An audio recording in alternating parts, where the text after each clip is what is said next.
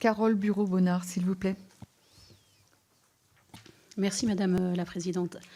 Je salue, comme beaucoup de mes collègues ici présents, donc, ce nouvel accord de coopération franco-allemand qui, comme vous l'avez précisé, Madame la rapporteure, est une continuité, mais encore une pierre, on va dire, à l'édifice, si on peut s'exprimer ainsi, de nos coopérations franco-allemandes, et également dans le cadre de l'Europe de la défense, comme vous l'avez, mon cher collègue, indiqué il y a quelques instants.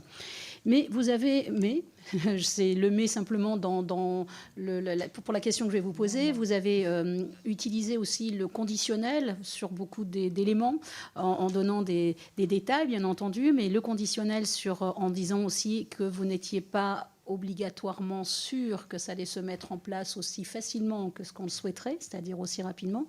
Et je voulais savoir quels étaient les moyens législatifs, et en avons-nous, pour pouvoir aider, pour pouvoir accélérer cette procédure.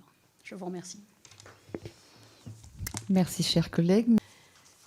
Madame Bureau-Bonnard, Madame la députée, donc au regard de l'encombrement du calendrier législatif, effectivement, jusqu'à la fin de l'année, je vous avoue que l'idéal aurait été que ce projet soit inscrit à l'ordre du jour de la session extraordinaire de juillet ou de la conférence des présidents qui décide de recourir à la procédure d'examen simplifié. Cela aurait supposé qu'aucun président de groupe ne s'y oppose, ce qui est évidemment leur droit.